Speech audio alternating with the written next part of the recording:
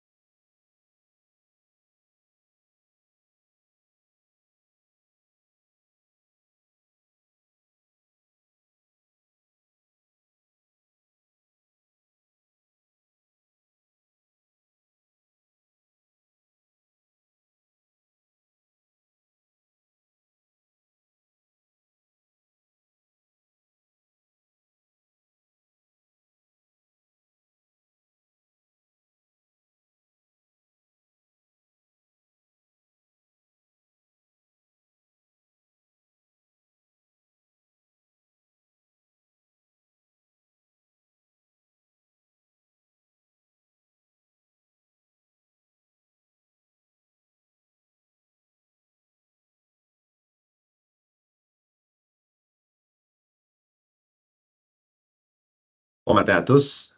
Les gens se joignent, donc on va donner une petite minute encore, puis on va débuter la session.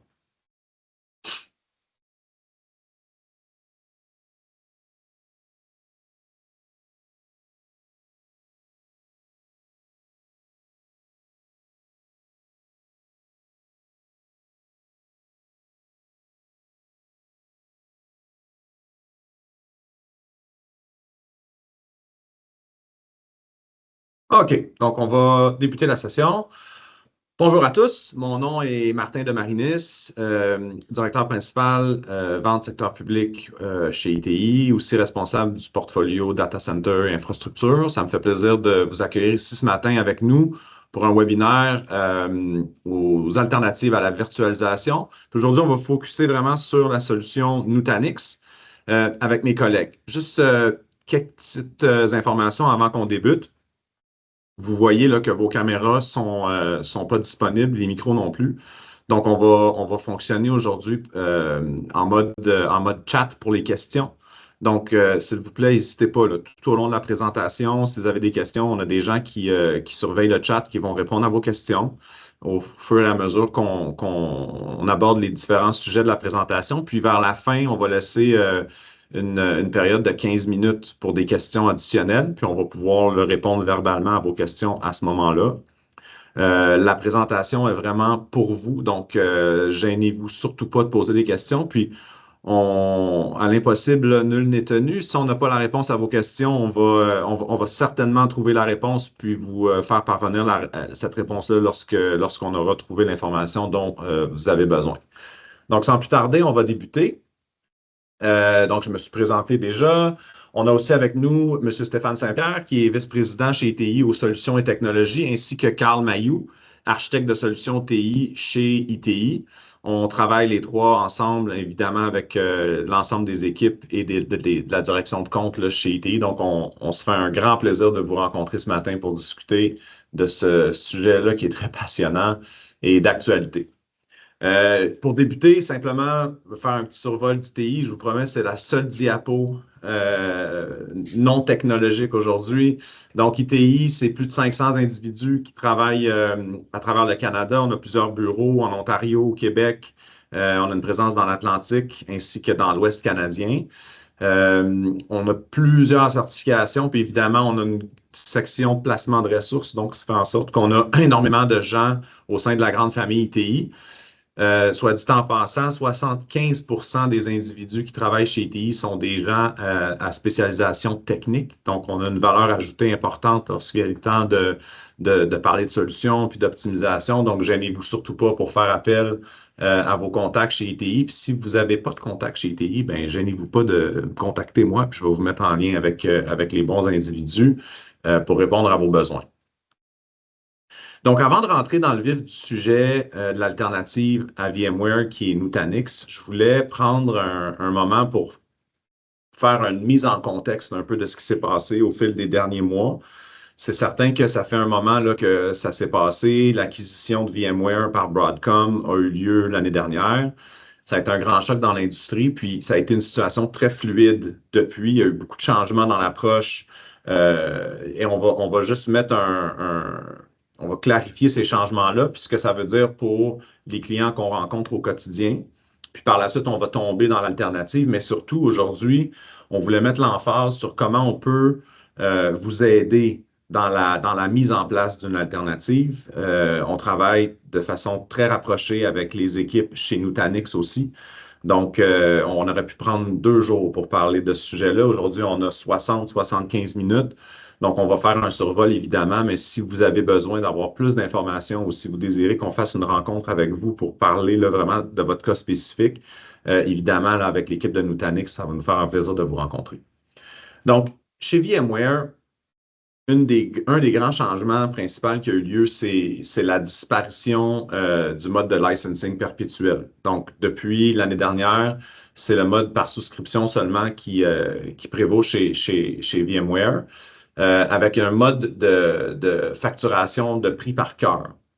C'est un minimum de 16 cœurs par CPU au début, puis là, on est monté à un minimum de 72. Donc, c'est important de prendre ça en considération dans nos calculs. Vous avez besoin de 8 cœurs, ben, le minimum que vous allez devoir vous procurer, c'est 72.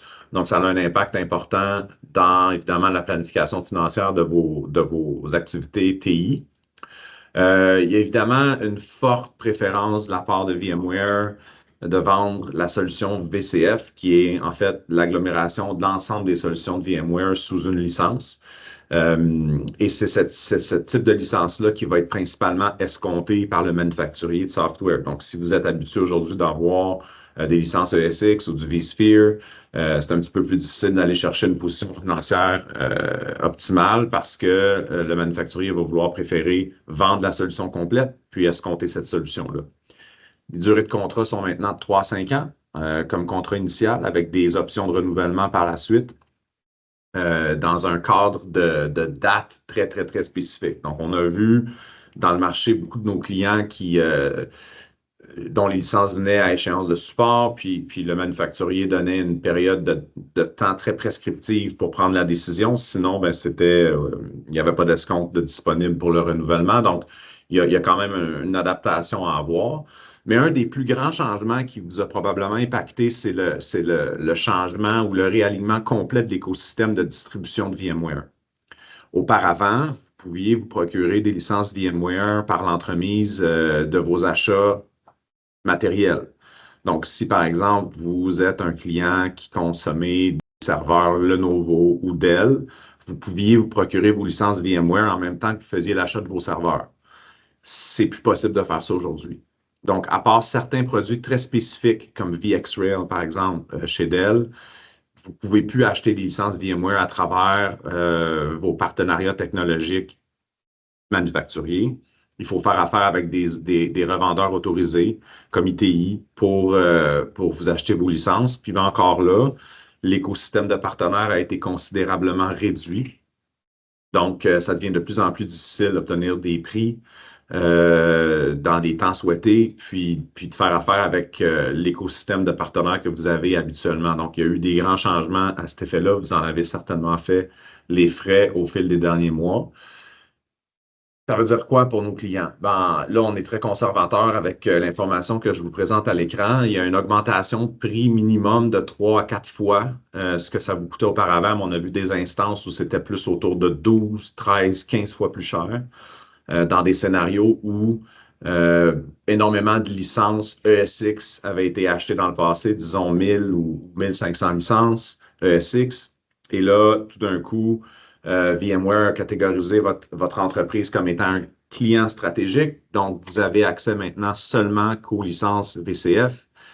À 1500 licences, de passer de ESX à VCF, c'est une augmentation de prix qui est très, très, très significative. Puis on a vu ça là, à plusieurs reprises. Donc, évidemment, qu'est-ce que ça fait? Et ça fait que les gens cherchent une alternative. La plupart des usagers, surtout dans les PME, planifient de quitter d'une manière ou d'une autre les plateformes VMware lorsque c'est possible, mais il faut être réaliste aussi. Puis, il va falloir considérer devoir probablement renouveler une fois pour pouvoir vous structurer dans votre alternative, faire vos choix, votre réalignement, voir où vous voulez vous en aller. Puis, ultimement, ben, dérisquer un peu votre modèle d'affaires en faisant une transition de plateforme complète ou partielle. À cet effet-là, ben, je pense que c'est important de le considérer, d'avoir un environnement qui pourra potentiellement être hétérogène en matière d'hyperviseur. Dans votre quotidien, dans vos achats TI, aujourd'hui, vous faites probablement déjà ça. C'est-à-dire que vous avez probablement déjà deux fournisseurs avec qui vous travaillez pour vos serveurs, deux fournisseurs au niveau du stockage, deux partenaires différents, deux manufacturiers dans la plupart des sphères de vos achats TI, sauf avec l'hyperviseur. On a vu beaucoup de clients qui ont dédié leur choix sur VMware, ce qui fait en sorte qu'aujourd'hui, on se retrouve dans une situation où on n'a pas vraiment d'option. Il va falloir peut-être considérer que certaines charges de travail vont devoir demeurer sur VMware pour toutes sortes de raisons. Parce que, c'est pas moi, c'est le seul hyperviseur qui est supporté par l'application que vous opérez ou parce que l'application que vous avez vous-même développée a été construite en fonction de VMware. Il peut y avoir des impondérables comme ça qui font en sorte que c'est très difficile de changer de plateforme. Mais à ce moment-là, c'est fort possible, puis c'est très opportun de dire, bon, on va basculer nos charges vers quelque chose d'autre, puis celles que je peux vraiment pas basculer, ben, vont demeurer sur VMware. Avant d'aller un peu plus loin, je pense que c'est important aussi de se dire que l'alternative à VMware, c'est un bon plan de transition, c'est-à-dire que c'est une façon de venir dérisquer un peu vos budgets en matière de TI. On a vu des clients qui, juste par le renouvellement de VMware, sont venus consommer la presque totalité de leur budget d'opération TI pour l'année ou en achat, c'est-à-dire. Donc, c'est un enjeu qui est important. C'est un diachylon sur un problème, des fois, d'avoir une alternative à un problème financier, c'est-à-dire qu'on va dire, ah, ben là, j'ai besoin de dégager des fonds, je vais changer de plateforme. On comprend ça, puis c'est correct. Mais le résultat final qui est souhaité, c'est d'avoir une approche qui est pérenne. On veut s'assurer que dans le temps, vous ayez une agilité complète et totale face au lock-in que vous pourriez avoir avec vos technologies choisies. Dans le mode virtualisation, l'enjeu, c'est la transformation puis la modernisation des applications. L'adoption d'une technologie de conteneur devient un incontournable. Il va falloir le considérer à moyen et plus long terme pour vos organisations pour deux raisons. De un, ça vient découpler un peu votre charge applicative des environnements de virtualisation. Donc, vous n'avez plus cette dépendance-là, puis ce lock-in-là avec des manufacturiers spécifiques en matière de logiciels de virtualisation. Ça vous permet aussi d'avoir une approche qui est multi-cloud. Vous pouvez aisément basculer vos environnements d'un cloud à l'autre lorsqu'on adopte les technologies de conteneurs. Mais principalement aussi, c'est que l'ensemble des cohortes qui graduent en informatique aujourd'hui sont formées sur les technologies de conteneurs. Donc, on approche à un point où, à un certain moment donné, il va y avoir un basculement qui va être forcé par le fait qu'il va manquer de ressources d'expertise autour des plateformes de virtualisation legacy pour faire face aux changements technologiques de conteneurs, ben, il faut être prêt comme organisation. À un moment donné, il va y avoir un basculement qui va être forcé par le manque de ressources, puis tous les nouveaux gradués qui connaissent une technologie qui est celle des conteneurs. Ça s'en vient, c'est à considérer, puis c'est pas un changement qui s'opère du jour au lendemain, moderniser les applications. Donc, on vous encourage fortement à considérer cet aspect-là dans vos planifications stratégiques parce que c'est un changement qui s'en vient qui va être incontournable.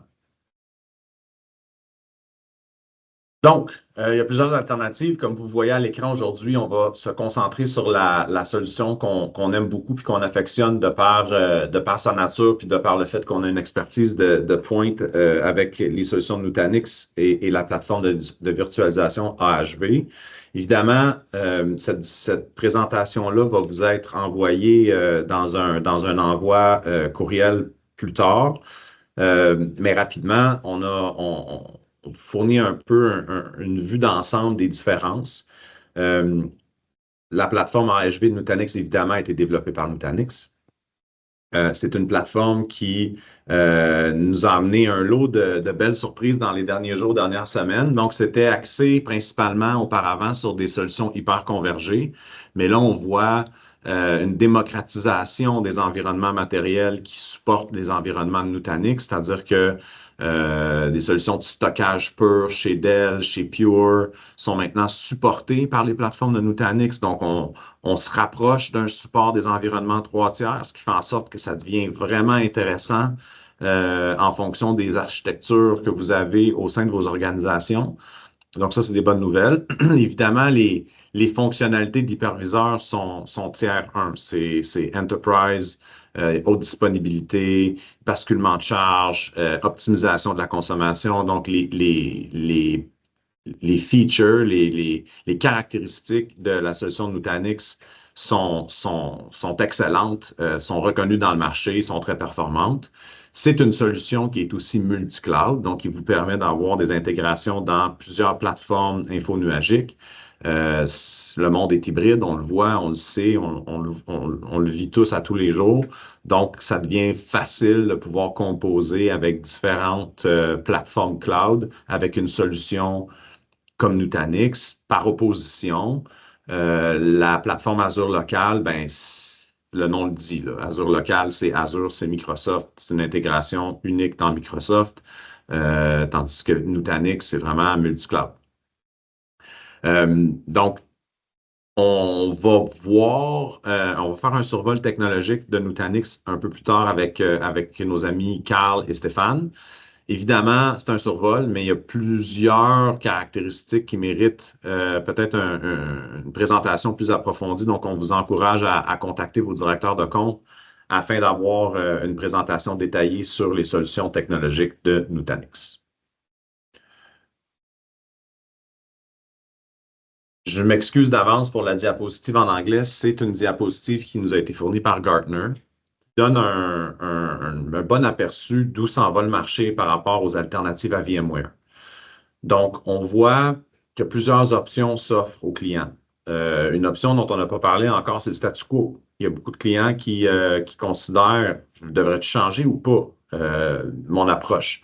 Certains clients vont demeurer sur VMware en saveur locale ou dans le cloud. Le statu quo fait partie des options. Puis c'est probablement le cas de la majorité des organisations qui vont devoir garder VMware pour une portion des charges de travail de vos organisations.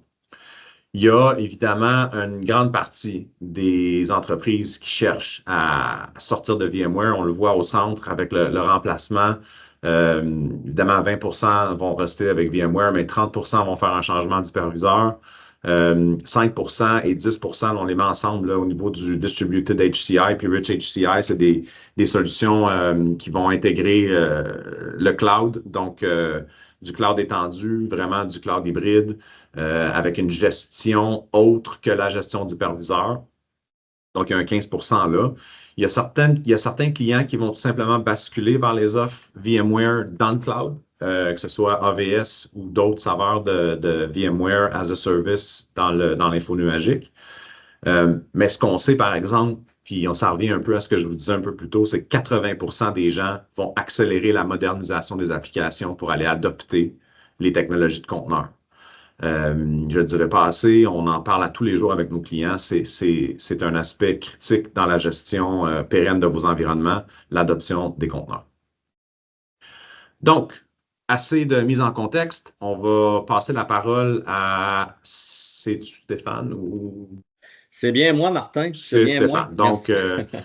je vous laisse au bon soin de Stéphane. On va tomber dans les vraies affaires là, avec nos vrais cerveaux. Merci. Merci, merci Martin. Premièrement, à mon tour de vous saluer. Donc, merci, bienvenue à tous. Merci d'être avec nous ce matin. Carl et moi-même, ça va nous faire plaisir de rentrer un peu plus dans le détail et le concret de la solution Nutanix, solution d'hyperconvergence, bien sûr. Mais avant de rentrer vraiment sur les différents éléments qui vont démontrer l'avantage et tous les bienfaits de la solution, j'aimerais peut-être juste prendre quelques minutes pour revenir un tout petit peu, c'est-à-dire revenir un peu sur le passé du pourquoi en est arrivé à se demander pourquoi on devrait moderniser nos infrastructures et quel rôle joue l'hyperconvergence dans cette volonté de gagner en agilité et en optimisation de toute l'architecture qui caractérise un centre de données. Donc, je vais reprendre le contrôle de la présentation. Voilà.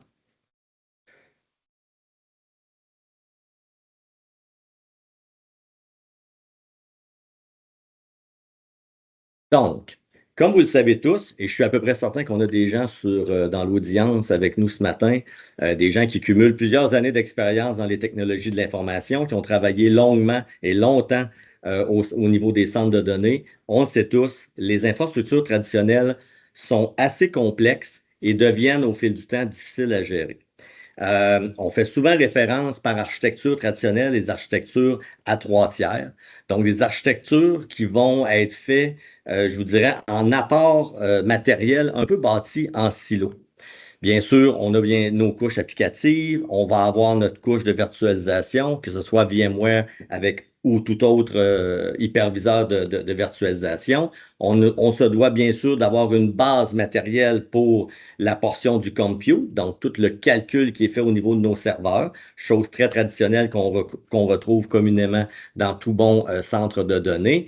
À ça, bien entendu, on doit venir mettre une portion ou une couche d'infrastructures de commutation. Alors que ce soit à travers des commutateurs Fiber Channel pour connecter les environnements de stockage ou iSCSI si on décide d'aller plus vers une infrastructure de type réseautique. Tout ça sont des niveaux, des layers d'infrastructures qui doivent être mis en place et qui doivent bien sûr être maintenus, soutenus par nos équipes de spécialistes, nos équipes internes qui ont la responsabilité de maintenir, maintenir la sainteté, je dirais, des opérations en lien avec ces infrastructures-là. Ce qu'on vit, ce que nous tous, on vit en tant qu'organisation, c'est que dépendamment des contextes organisationnels, dépendamment des activités qui peuvent avoir lieu au quotidien, ben, ces activités-là vont venir un peu créer des impacts et des activités de maintien plus ou moins complexes à travers ce stack d'infrastructures-là. On n'a qu'à penser à un nouveau mandat d'affaires qui nous est arrivé par une unité d'affaires à l'interne.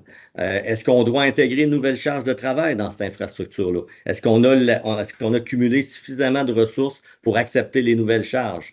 Donc, tous ces exemples-là sont des choses communes que l'on doit de gérer et de supporter au quotidien.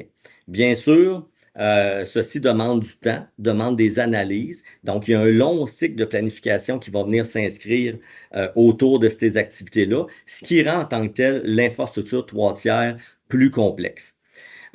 Bien sûr, lorsqu'on parle aussi d'intégration de composantes à travers une infrastructure traditionnelle, il faut s'assurer que celles-ci sont compatibles, qu'il y a une interopérabilité qui s'installe à travers notre stack matériel. Donc, ça fait en sorte d'avoir un souci très minutieux pour nos gens de TI et ça nécessite généralement des niveaux de spécialisation qui sont fort appréciables, qui peut représenter aujourd'hui un certain risque pour les organisations, mais aussi un élément où généralement on va avoir peu de levier ou du moins que la pénurie de main-d'œuvre fait en sorte que ça amène une pression additionnelle sur nos organisations à ce niveau-là. Euh, Comme c'est parfois le cas, lorsqu'il arrive des problématiques suite à un changement, vous comprendrez rapidement qu'une infrastructure à trois tiers, comme on voit à l'écran en ce moment, Ça peut représenter aussi des défis en cas d'interruption opérationnelle. Alors, puisqu'on fait affaire ici avec différentes solutions, différents partenaires, différents fournisseurs, de trouver la cause d'une problématique qui potentiellement peut même aller jusqu'à l'interruption d'un service ou d'une application métier à notre organisation, ça peut devenir fort complexe. Et généralement, qui dit complexe dit plus long à régler et à trouver la source de la problématique et ultimement entraîner des délais de recouvrement additionnels. Et lorsqu'on parle de délais de recouvrement additionnels, ben forcément, ça aura un impact négatif, voire même un impact financier pour notre organisation. Ce qu'on veut, après tout, lorsqu'on parle d'agilité et d'optimisation, c'est de s'assurer qu'au fil du temps, on ne reste plus dans l'effet du 80-20, c'est-à-dire 80% de nos efforts en maintien d'infrastructure et seulement 20% d'efforts au maintien des applications ou de faire évoluer nos services qui sont notre valeur de propriété pour nos clients. En fait, ce qu'on va chercher à faire au fil du temps, c'est de réinverser cette tendance-là pour donner plus de levier et plus de temps à nos gens à l'interne pour se consacrer davantage aux efforts d'application et vers les services de mission. Et c'est là où l'hyperconvergence, dans toute sa simplicité, sa consolidation d'infrastructures, va venir nous aider grandement et favorablement à recréer cet effet de valeur-là auprès de l'organisation. Si je comparais ça avec autre chose qui s'est produit dans le marché, parce que ce n'est pas juste vrai pour les centres de données, je pense que nous tous, en tant que citoyens, en tant qu'humains, on a vu dans le passé quelque chose de similaire se passer avec nos fameux téléphones intelligents. Bon, je suis d'un certain âge, je ne sais pas pour vous, mais j'ai moi aussi connu l'ère des iPods, des bloc-notes, du simple téléphone qui a seulement une fonction téléphonique. Et bien sûr, la fameuse calculatrice. Bon, ce n'est que quelques exemples, il y en aurait bien sûr beaucoup d'autres. Mais aujourd'hui, qu'est-ce qui s'est passé avec ces services-là ou ces fonctions-là? Bien, on les a tout simplement intégrées, imbriquées dans un téléphone intelligent. Et aujourd'hui, vous êtes probablement comme moi, j'aurais un peu de misère à me passer de ceci. Ça fait partie de nous et toutes nos fonctions essentielles sont tous regroupées sur ce périphérique-là. Si je fais le parallèle avec le centre de données, en fait, il se produit exactement la même chose en ce moment lorsqu'il vient le temps de penser à moderniser nos infrastructures. C'est-à-dire pourquoi maintenir un écosystème de composantes en silo qui amène une certaine complexité, alors que je peux très bien livrer et assurer les mêmes performances et obtenir le même rendu qu'auparavant sur une infrastructure beaucoup plus simple, facile à comprendre, facile à maintenir, facile à faire évoluer à travers le temps. C'est un élément qui est fort important également à considérer pour nos centres de données et nos applications. Donc, l'hyperconvergence est arrivée dans le marché, dont Nutanix, qui est notre leader en termes d'hyperconvergence au niveau du marché. Donc, pour venir vraiment vous donner le maximum d'agilité puis d'efficacité opérationnelle pour que vous passiez plus de temps auprès de vos unités d'affaires à créer de la valeur, soit en développant des nouveaux services, soit en améliorant vos services actuels. Donc, encore une fois, beaucoup plus intéressant et valuable comme action que de maintenir la portion matérielle de l'infra. Donc, si on regarde ça et que je mets... Attendez un petit instant, je vais juste avancer.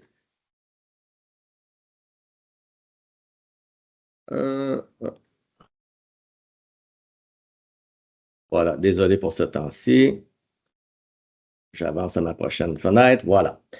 Maintenant, regardez comment ça se comporte lorsqu'on compare une infrastructure traditionnelle 3 tiers et que je la mets côte à côte avec une infrastructure hyper convergée Nutanix.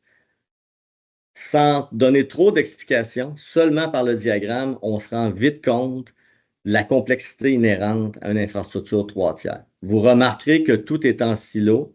Alors, chaque point de silo, bien sûr, veut dire aussi un point de gestion qui va avoir des mises à jour, qui va avoir à soit faire de l'expansion jusqu'à un certain niveau pour la ressource en lien avec cette couche de matériel-là. Alors, bien sûr, ça nécessite de l'expertise, ça nécessite du temps et il y a toujours un risque en soi lorsqu'on vient toucher un de ces points ou un de ces silos-là d'infrastructure et qu'on tente de faire un changement ou une mise à jour, de créer soit une incompatibilité ou une interruption de service liée à un mauvais fonctionnement suite au changement. Donc, plutôt que de conserver cette approche-là, allons-y plutôt dans une approche très moderne, une architecture qu'on appelle scale-out. Alors, une architecture qui est basée sur des nœuds similaires à des serveurs, en fait. C'est des nœuds de calcul dans lesquels on intègre, bien sûr, la portion de stockage, dans laquelle également on va venir mettre par-dessus ça une couche de gestion centralisée. Alors, on vient déjà d'intégrer dans notre façon de faire d'un point de vue matériel une simplicité de gestion, puis une simplicité de faire évoluer et croître au fil du temps. Alors, dans ce cas-ci, de y aller de la sorte, on n'a plus besoin nécessairement d'avoir tout l'écosystème de spécialisation qui était autrefois requis pour maintenir l'infra traditionnel. On peut y aller simplement avec des fonctions de base, des connaissances plus génériques et offrir quand même le même niveau de service à notre organisation, sans pour autant délaisser quoi que ce soit par rapport à la haute redondance, par rapport à la résilience de l'infrastructure. Martin disait tout à l'heure, lors d'une diapositive précédente, une infrastructure hyperconvergée Nutanix, c'est considéré comme de la mission critique, c'est considéré comme un tiers 1 au niveau de l'infra. Tout est bâti en redondance et vraiment au niveau de la haute disponibilité, on n'a vraiment rien à envier à une infrastructure traditionnelle plus commune d'autrefois. Bien sûr, si je simplifie la portion d'infrastructure matérielle, ça va de soi, on va aussi simplifier la gestion. Alors, gestion simplifiée, flexibilité, agilité, ce sont tous des grands avantages, des grands bénéfices qu'on va retrouver avec Nutanix. Une fois que ça, c'est bien compris, il faut aussi se dire que, bon, c'est bien beau le matériel, mais il y a aussi tout l'aspect de l'hyperviseur, qui est une partie ultra importante de la valeur et de la proposition Nutanix. Et je vais laisser mon confrère Carl vous entretenir sur les différentes fonctions et peut-être aussi en même temps faire un parallèle avec vous de ce que vous connaissez peut-être en termes de services et fonctionnalités VMware comparativement à ce qu'on va retrouver avec Nutanix AHV. Carl, c'est à ton tour.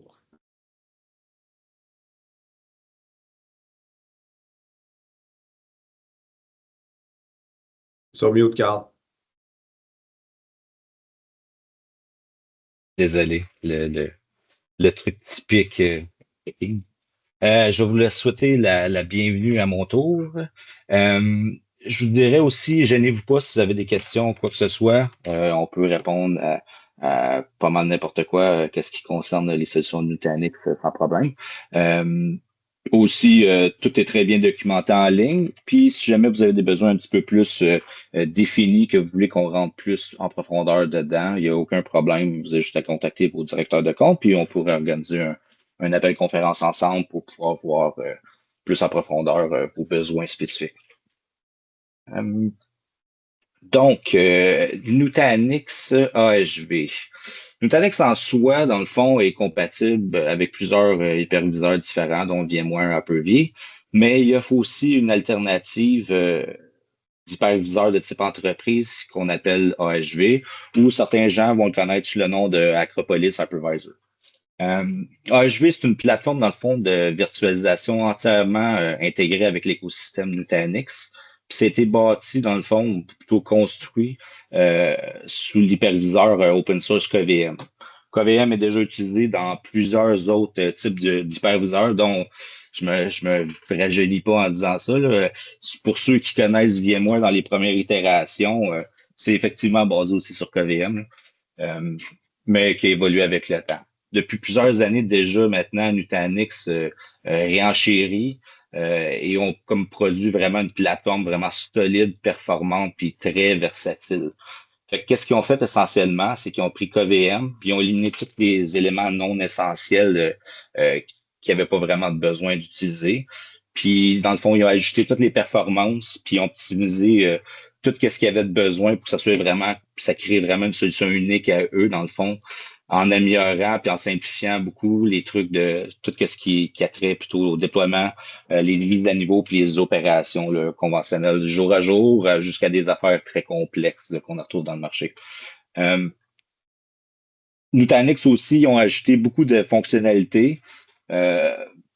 Telles que on en retrouve aussi là, toutes les affaires conventionnelles on voit souvent dans les hyperviseurs, tout ce qui est la haute disponibilité, les politiques d'affinité, les migrations intercluster, tout ce qui a trait GPU, des vGPU.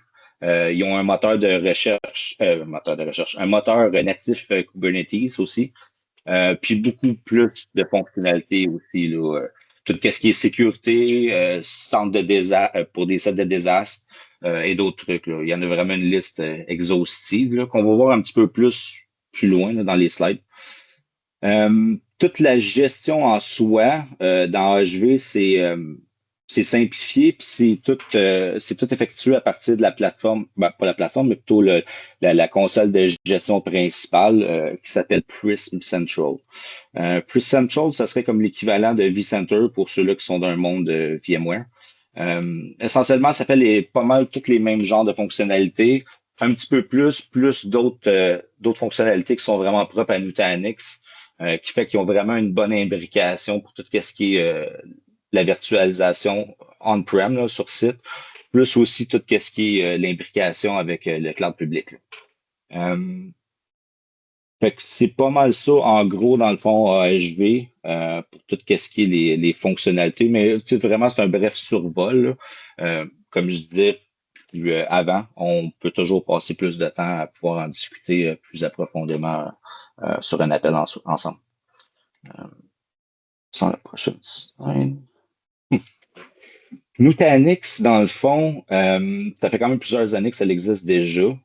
Au travers du fil du temps, ils ont développé vraiment un écosystème très, très large avec plus de 950 solutions qui sont validées sur AHV. Je vous dirais, la plupart des gros manufacturiers, soit de solutions, de software ou de produits en soi, se retrouvent déjà dans leur liste. Puis la liste, elle continue toujours à être réenchérie. Puis à chaque année, on en voit toujours de plus en plus apparaître. Puis Nutanix, jour à jour, continuellement, ils vont continuer à tester, dans le fond, soit des changements des solutions, des nouvelles solutions pour des nouvelles technologies émergentes sur le marché ou autre chose qui jugent vraiment pertinent de pouvoir intégrer à leur plateforme. Ici, on a les différents verticaux sur la slide que Nutanix ont déjà soit un partenariat ou travaillent conjointement avec le manufacturier ou de leur côté aussi pour faire tout le test, développement de qu'est-ce qu'ils ont besoin pour pouvoir l'intégrer dans le fond de la plateforme. Là.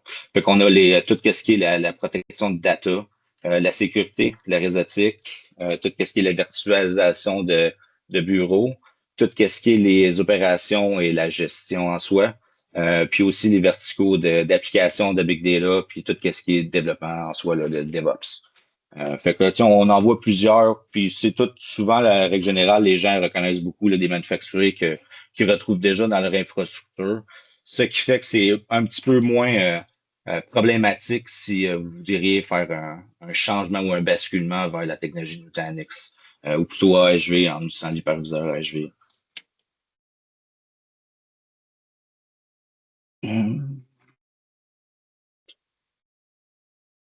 Ici, on a un tableau qui compare, je vous dirais, les plus grosses capacités, puis c'est vraiment plus sommaire parce que il en contient beaucoup plus que ça, mais je te dirais les grosses lignes de qu'est-ce qui est un comparatif qui serait de VMware versus les fonctionnalités qui sont disponibles présentement dans HV. Fait qu'à la gauche, ici, on retrouve tout ce qu'on conçoit normalement dans une infrastructure de virtualisation de VMware versus à droite l'équivalent que Nutanix peut offrir. Et puis, ils ont d'autres trucs aussi qui sont propres juste à eux, avec une saveur plus Nutanix, qui sont vraiment efficaces aussi à ce niveau-là.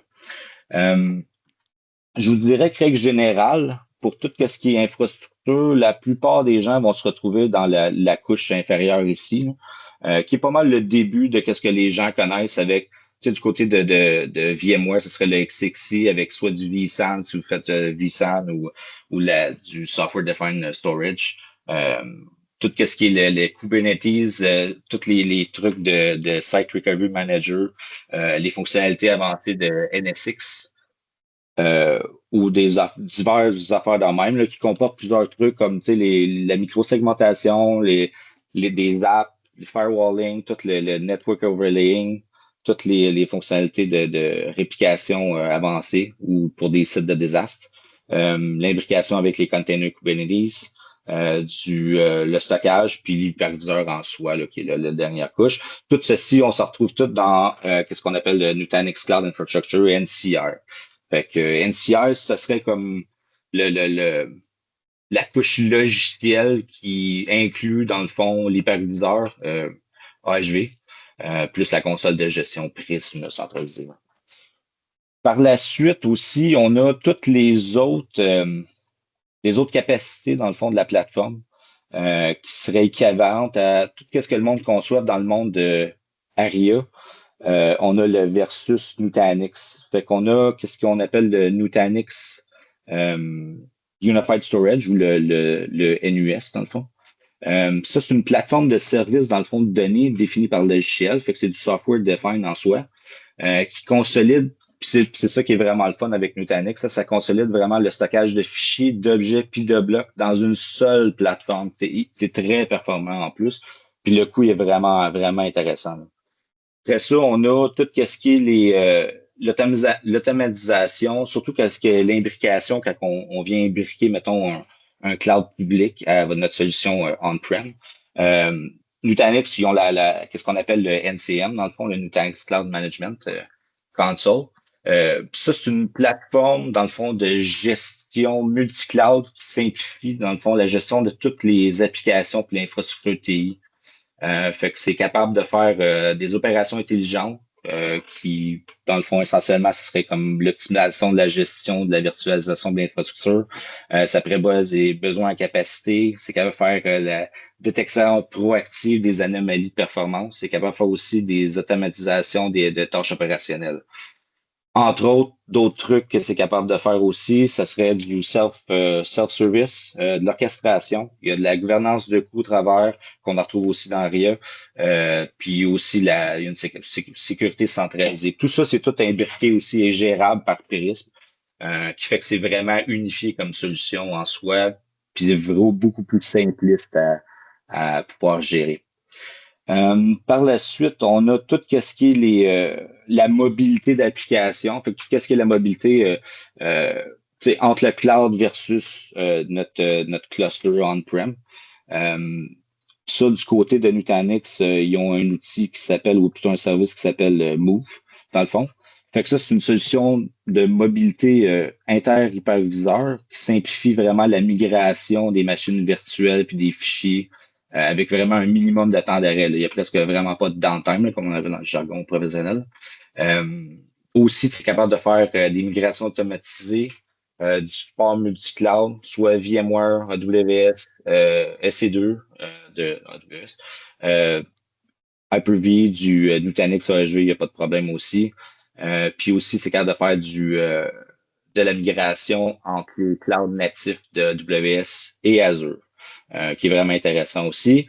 Puis en plus, Nutanix ont le saveur du cloud, qu'on la voit ici là, dans la couche supérieure, qu'on appelle l'NC2, qui est vraiment une approche Nutanix. C'est un peu l'équivalent, à vrai dire, c'est l'équivalent de faire du VMC, là, qui est la plateforme VMware dans le cloud, mais vraiment basé sur du AHV. Fait que vous pouvez essentiellement avoir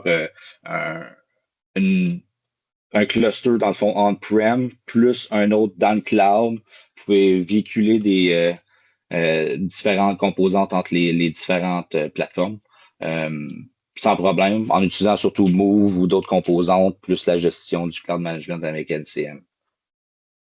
Mis à part ça, on a toujours les gens qui ont besoin de faire de la virtualisation du VDI, comme on connaît là, dans le monde en jargon. Beaucoup de gens vont utiliser soit du Horizon, du Citrix ou d'autres types de logiciels de ce genre. Nutanix est intégré aussi à tout ce niveau-là, là, sans problème. Je vais maintenant céder la parole à mon collègue Stéphane. Oui, merci Carl. Je vais reprendre le contrôle si tu me le permets.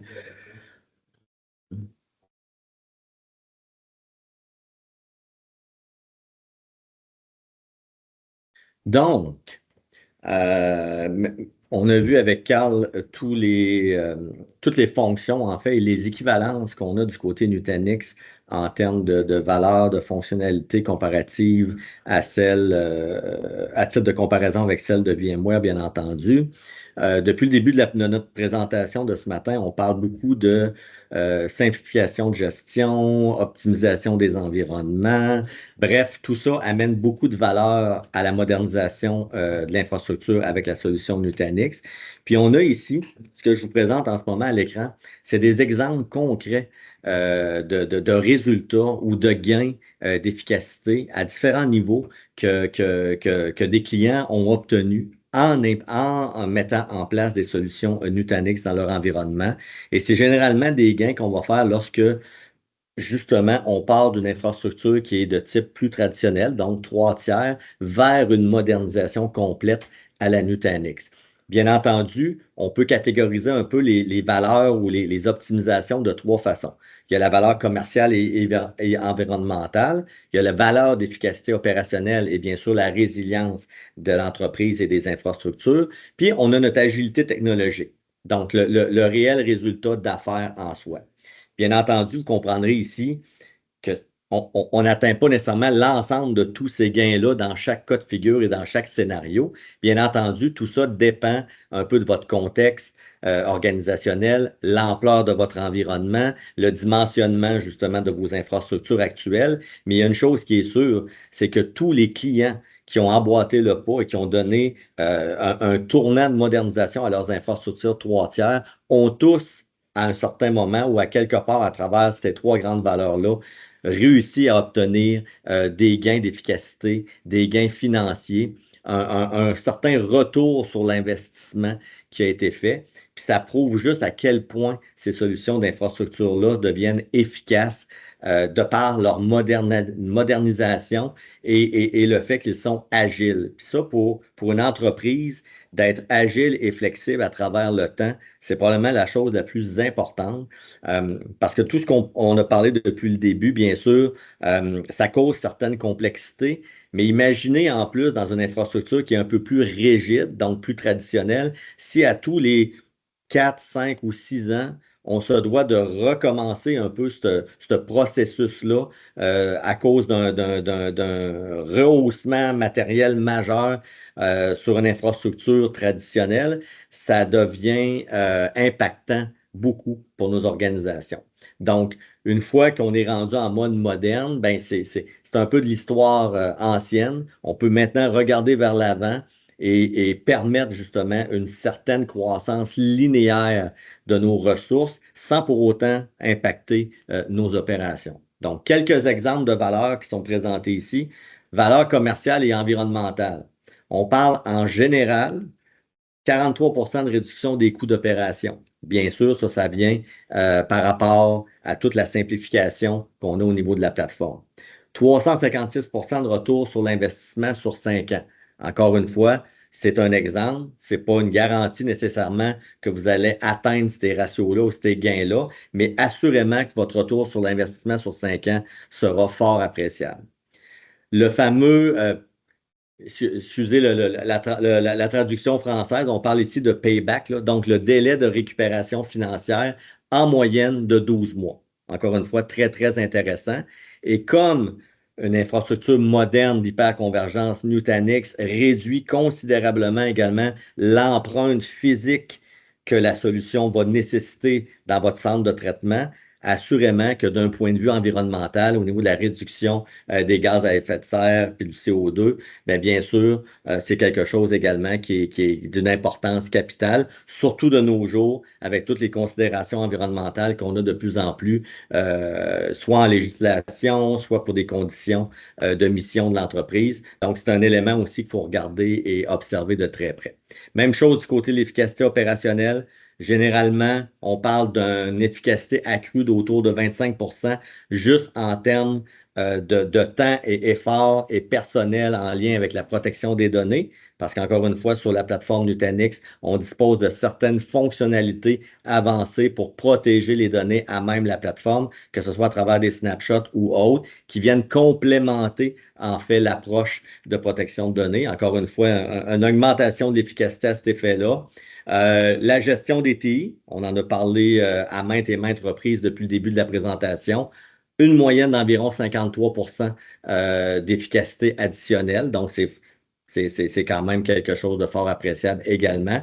Et étant donné que la plateforme est beaucoup plus simple, beaucoup plus à gérer, moins complexe, le risque d'incorporer soit des interruptions de service non planifiées ou de causer des erreurs à même la plateforme d'infrastructure, elle est quand même moins répandue et moins risquée. On parle de 33% d'efficacité au niveau des opérations pour le service, l'assistance, le support en lien avec la plateforme.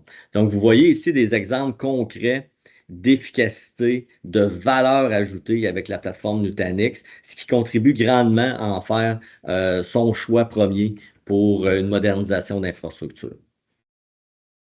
Si je poursuis avec la prochaine diapositive, si je réussis à faire le mouvement, voilà.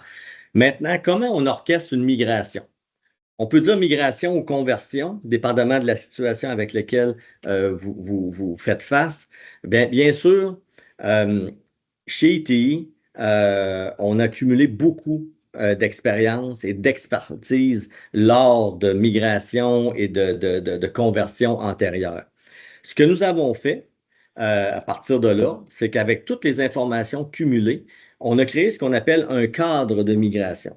Le cadre de migration se veut un peu notre façon de travailler de façon normalisée, standardisée, pour s'assurer qu'à chaque cas de figure de migration ou de conversion, je le répète encore une fois, qu'on va passer à travers différentes activités, différentes analyses avec vous pour s'assurer de voir tous les angles possibles, émettre les meilleures recommandations en termes de scénarios de conversion ou de migration.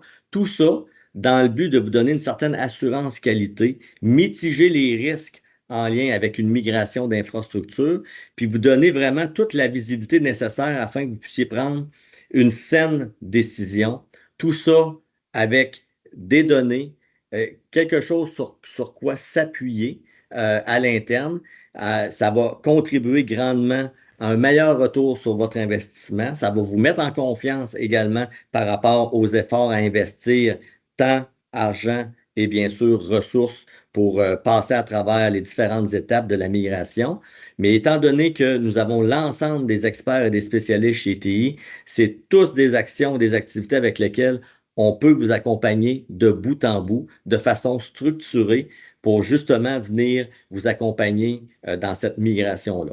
Et bien sûr, on a défini notre cadre en étapes. Donc, il y a 4 grandes phases qui constituent le cadre de migration et chacune de ces phases-là vont contenir des sous-actions ou des sous-activités propres à chacune d'elles. Tout ça fait partie, bien sûr, de notre savoir qu'on a accumulé au fil du temps puis qu'on vous fait bénéficier chez TI pour vous assurer d'une migration, d'une conversion seamless ou sans souci à travers le temps. On parle de l'évaluation comme étape 1, bien sûr. Donc, on parle d'évaluation, stratégie, découverte. Qui dit évaluation dit période de discovery dans votre environnement. Alors, on va aller cumuler toutes les informations nécessaires pour avoir la vue globale et parfaite de votre environnement. Et basé sur ce qu'on va avoir collecté, bien là, on va pouvoir enclencher le cycle d'analyse. On va vous fournir également un rapport d'évaluation qui va intégrer justement les différents scénarios possibles, parce qu'il arrive certaines situations où, dépendamment de l'information collectée et du type d'environnement avec lequel on compose, qu'il n'y ait plus qu'une seule façon de convertir ou de migrer. Donc, on va vous résumer tout ça, avantages et inconvénients de chacun d'eux, avec la portée des efforts propres à chacune des options possibles, ce qui va vous permettre justement de prendre, avec tout le due diligence que vous faites à l'interne, de prendre une décision éclairée, basée aussi sur votre réalité organisationnelle, basée également sur la réalité opérationnelle de vos différentes unités d'affaires. Tout ça mis en commun fait en sorte on peut avoir un success story lors des conversions ou des migrations. C'est vraiment quelque chose qui est à valeur ajoutée pour vous, qui est présent chez nous, chez TI. Ça va nous faire le plus grand plaisir de vous accompagner dans tout ce cycle de conversion-là. Si vous désirez en apprendre davantage, contactez votre directeur de compte. Ça va nous faire plaisir de prendre contact avec vous et vous donner l'ensemble des détails de cette offre-là, qui est vraiment un blueprint de migration pour vos environnements. Puis lorsque ça c'est fait, bien, vous allez avoir l'esprit tranquille, puis une certaine assurance que la faisabilité de cette conversion-là, qu'on parte de VMware vers AHV ou d'un Hyper-V vers AHV, ou peu importe le scénario type, bien, vous aurez un step-by-step plan qui va vous dire exactement dans quel ordre faire les choses, quoi faire attention, est-ce qu'on a besoin d'apport de ressources additionnelles ou non. Puis le plan va faire en sorte de optimiser les infrastructures et ce que vous détenez déjà dans le but de vous offrir justement un meilleur retour sur votre investissement. Voilà. Alors, Carl, je te redonne la parole.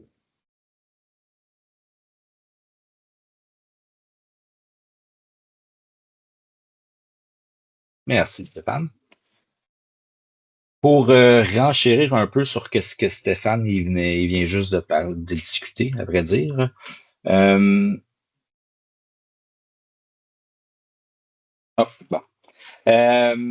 Chez TI, on offre aussi un service d'évaluation en préparation, dans le fond, vers une conversion vers AHV. Je vous dirais que, règle générale, les gens ils ont toujours pas mal, puis on le voit souvent, puis c'est normal aussi, là, quand on fait un changement technologique majeur, comme changer d'hyperviseur, on a toujours la question, on est-tu prêt à migrer? On peut-tu migrer vers une autre plateforme? D'où là pourquoi on a développé vraiment une approche plus personnalisée, dans le fond, pour vous aider et vous accompagner dans toute la possibilité ou le potentiellement de pouvoir migrer vers une solution telle qu'AHV. Fait qu'est-ce qu'on a fait? Nous, on a ça, c'est trois grands points là, de l'approche en soi là, qui nécessitent toujours l'évaluation des risques, dans le fond, liés à la migration en soi. On fait aussi la validation de toutes les charges de travail. Fait on va regarder tout les interactions entre les différentes VM, les différentes applications, les appliances aussi qui sont là. On va faire sûr qu'il n'y a pas de relation ou de différentes problématiques qui pourraient s'avérer lors d'une migration en soi, ou plutôt même l'intégration et l'ajustement pourraient pas avoir un impact négatif, à vrai dire, si on ferait une conversion vers AHV. Fait que toutes ces différentes composantes-là, du monde virtuel, puis aussi, on regarde toujours aussi qu'est-ce que les composantes physiques, là, pour voir si c'est quoi qui serait peut-être potentiellement les enjeux. Puis on travaille toujours aussi avec le client en soi pour s'assurer de trouver les solutions alternatives. Des fois, que ça soit, tu sais, des fois, on va voir ça souvent, ça va être des trucs comme l'OVA du manufacturier, il n'y en a pas pour AHV, ou l'application pourrait être plus problématique, mettons, sur un environnement AHV.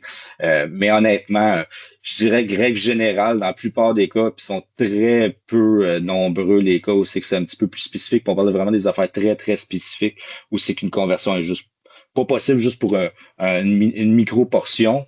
Puis ça, on a toujours une solution alternative à tout ça. Fait que ça, c'est pas c'est de quoi qu'on peut vraiment vous aider avec. Je vous dirais, règle générale, puis ça se limite pas juste à ça. C'est comme un exemple, dans le fond, de qu'est-ce qu'on pourrait retrouver. Fait que Ça, on parlait c'est un exemple de client, là. C'est un client qui avait comme vraiment 2 clusters avec 12 serveurs physiques. Puis ici, c'est comme le breakdown essentiellement de qu'est-ce qui se retrouvait dans le fond, les machines virtuelles. Il y en avait à peu près 300 quelque chose. Les bases de données, plus tout ce qui était lié au OVA. Dans un cas de figure comme celui-ci, il n'était pas problématique pour tous les clients. Toutes les OVA, on a pu faire de quoi sans problème pour pouvoir l'aider, pour pouvoir une meilleure conversion, plutôt l'amener vers la nouvelle plateforme AHV. On parle d'un client VMware dans ce cas-ci. Fait que ça, c'est juste un exemple. Il y en existe plein d'autres, là. Mais ça donne une idée de quoi ça ressemble là, au final. Conversion de l'hyperviseur AHV. Règle générale, je vous dirais que la plupart des gens, puis ça dépend toujours, vous êtes rendu où dans votre cycle de rafraîchissement des équipements. Des fois, vous êtes vraiment au bon moment où c'est que ça, c'est vraiment le plus simpliste à pouvoir faire. Vous êtes dans un cycle de rafraîchissement que de toute manière, vous aviez besoin de rafraîchir vos équipements. Dans un monde de même, c'est quand même assez simpliste. On peut juste monter l'infrastructure en parallèle. On bâtit le core dans le fond de AHV et tout ce qui est nécessaire pour le nouveau cluster. Puis après ça, on s'attarde, dans le fond, à effectuer la conversion et la migration de toutes les machines virtuelles vers le nouveau cluster. On décommissionne le cluster existant, dans le fond. Dans un monde, c'est que vous seriez plus dans un cycle où c'est que, je sais pas, par exemple, vous êtes rendu à l'année 2 et vous venez juste de rafraîchir. Nutanix, c'est quand même très, très flexible sur tout ce qui est les requis, dans le fond, sur les composantes matérielles. Fait que dans la plupart des cas, je dirais soit que ça n'implique pas vraiment de changement ou très peu, soit au niveau de la mémoire ou du stockage en soi dans les serveurs. Ici, on a comme un exemple que ce serait dans un modèle plus, c'est que le client, il serait pas dans un monde c'est qu'il voudrait acquérir en tant que tel des nouveaux équipements. Fait qu'on utilise règle générale dans des scénarios comme ceux-ci. Puis c'est un exemple de différentes possibilités. Il y en a plein d'autres, là, honnêtement. Là. On peut être très créatif pour pouvoir basculer vers un nouvel environnement. On utilise, dans le fond, on utilise des nœuds tremplins dans ce cas-ci pour pouvoir le faire, ou communément appelé plus du swing gear, qu'on appelle dans le jargon du domaine. Fait qu'est-ce qu'on fait essentiellement, c'est qu'on introduit, dans le fond, les nouvelles nodes de nœuds tremplins. On installe AHV dessus. Par la suite, qu'est-ce qu'on va faire? C'est qu'on va commencer à procéder, dans le fond, puis ici, c'est le cluster existant du client ES6 dans cet exemple-ci. On va procéder, dans le fond, à commencer à faire la conversion et la migration des machines virtuelles vers les nœuds tremplins. Par la suite, un à un, essentiellement, on va migrer et introduire dans le cluster tremplin, dans le fond, les nodes existantes du client pour finalement les convertir et continuer un à un. On va faire un à un toutes les différentes VM pour qu'au final, on peut se retrouver que tous les nœuds existants dans le fond du client sont convertis en AHV. Puis ça forme vraiment la nouvelle écosystème sur la plateforme Nutanix. Par la suite, on décommissionne toujours les nœuds tremplins parce qu'on n'a plus besoin vraiment d'utiliser. Puis le client va juste pouvoir continuer, dans le fond, sur un équipement existant, mais sur la nouvelle plateforme Nutanix en AHV. C'était pas mal ça. Oui. Carl, si tu me permets, je voudrais peut-être juste ajouter un point. Là. Tu l'as mentionné, mais juste pour être certain que c'est aussi bien compris et clair pour tous. Oui. Les fameux nœuds tremplins, c'est des choses que ETE a à sa disposition et dans lesquelles on peut vous faire bénéficier dans tout projet là, de migration, de conversion. Donc, sachez que c'est des outils internes que l'on dispose et qu'on emploie communément là, dans tout bon projet de conversion lorsque c'est nécessaire. Bien sûr. Non, puis je vous dirais aussi, la beauté avec faire un type de scénario comme ça, le temps d'arrêt en soi sur tout l'équipement qui est déjà utilisé en production est vraiment moindre, fait qu'on peut continuer à tout utiliser en même temps. qui mitige tout type de risque qu'on pourrait retrouver dans le fond dans un changement technologique comme ça, qui est quand même assez majeur, mais qui est très facile et mitigé, dépendamment des techniques qu'on utilise, là. Fait que c'est vraiment quelque chose qu'on peut vous aider avec ça aussi.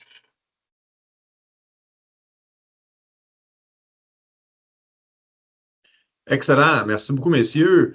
Donc, une demande spéciale de ma part, je vous demande de nous donner votre feedback suite à cette présentation-là. On va vous envoyer une communication avec la présentation qui a eu lieu aujourd'hui, ainsi le lien vers le webinaire comme tel, le vidéo, l'enregistrement de la session. Communiquez avec votre représentant, directeur de compte chez ITI. On est en relation directe avec nos collègues chez Nutanix, donc on peut certainement avoir des discussions plus approfondies avec vous. On voulait ouvrir la porte maintenant à une période de questions qu'on va essayer de faire le plus interactif possible. Donc, si vous posez votre question dans le chat, on va être en mesure d'y répondre de façon verbale. Donc, on vous cède la parole ou on vous cède le chat, disons-le comme ça. Puis, ça va nous faire plaisir de répondre à vos questions, si vous en avez.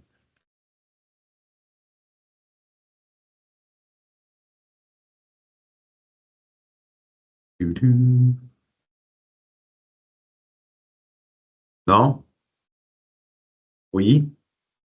Moi, je vais en poser une question. Je vais en poser une à Stéphane. Une question que je me fais poser à chaque fois que je rencontre des clients pour discuter de projets comme ceux-ci. Est-ce que, Stéphane, ITI a eu l'occasion de travailler soit dans le domaine du secteur public ou corporatif vers des migrations de plateformes VMware vers la plateforme Nutanix AHV comme alternative à VMware? Puis si oui, quels ont été les bénéfices encourus là, par les clients qui l'ont fait? Très bien, bonne question, Martin. Et la réponse est oui. Pour te rassurer, je vais commencer avec un oui à ma réponse. Bien sûr, on a eu la chance à maintes reprises, en fait, de faire des conversions vers la plateforme Nutanix. Pas juste une migration, mais bel et bien une conversion vers la plateforme Nutanix. Ça a été fait dans différents contextes, dans différents marchés, autant gouvernemental et que le secteur corporatif en soi. Ça amène principalement un peu la même dynamique, mais je te dirais que la façon qu'on aborde, je pense que la grande valeur, puis le grand retour sur l'investissement, c'est un peu toute la planification qui en est fait au départ. Vraiment de prendre soin d'analyser l'ensemble des paramètres de l'environnement client dès le début, puis de voir directement ce que j'appelle, moi, les angles morts potentiels, de les identifier, de trouver des mesures de mitigation par rapport à ces angles morts-là, qui, dans toute bonne migration, on a toujours des endroits un peu plus à porter, à faire un peu plus attention, d'avoir identifié ça dans notre rapport et de constituer un plan de migration basé sur justement ces mesures de mitigation-là, a fait en sorte, de rendre le processus beaucoup plus simple, beaucoup plus court et l'expérience client était vraiment rehaussée à ce niveau-là. Donc, on réduit les coûts.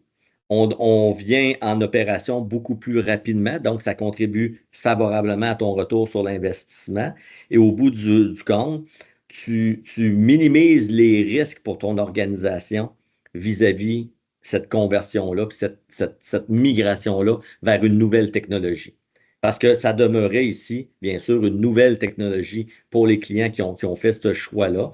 Donc, déjà là, dès qu'on pense à autre chose qu'on est peu familier ou qu'on ne connaît pas, ça peut représenter un certain risque et pour l'organisation et pour l'équipe opérante. Avec l'aide et le support d'ITI, on a su justement venir mettre en place le bon niveau de confiance, avoir un plan séquence qui se tient, qui était en accord également avec les réalités de l'organisation en question. Puis que ça a rassuré tout le monde et ça s'est très bien passé. Encore une fois, maintes et maintes et maintes fois. C'est d'ailleurs une des offres les plus populaires en ce moment chez ITI, toute offre confondue. Donc, soyez sans crainte à cet effet-là.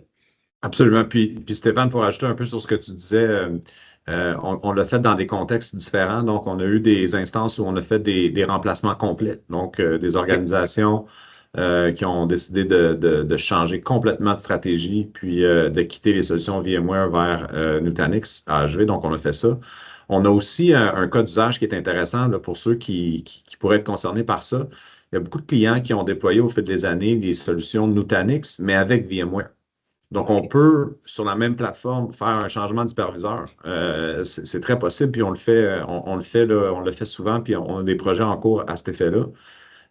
Donc, à bien considérer. Puis un dernier point que je voulais vous mentionner avant de vous redonner les 20 prochaines minutes sur vos horaires, c'est que pour nos amis du secteur public, il existe des véhicules d'achat qu'on peut utiliser pour travailler ces projets-là. Donc, vous avez accès à des contrats en place qui vous permettent de vous procurer ces solutions-là si jamais c'était dans vos plans. Donc, soyez sans crainte, là, il y a toute la mécanique qui est déjà en place au sein du CAG et du MCN pour vous permettre de considérer ces options-là. Donc, je vous remercie beaucoup, beaucoup, Stéphane, Carl, pour vos interventions ce matin, vos présentations, ainsi que l'ensemble de nos clients là, qui se sont présentés ce matin. Merci énormément. On vous souhaite une belle fin de journée, puis au plaisir de vous rencontrer bientôt. Merci à tous. Merci bien.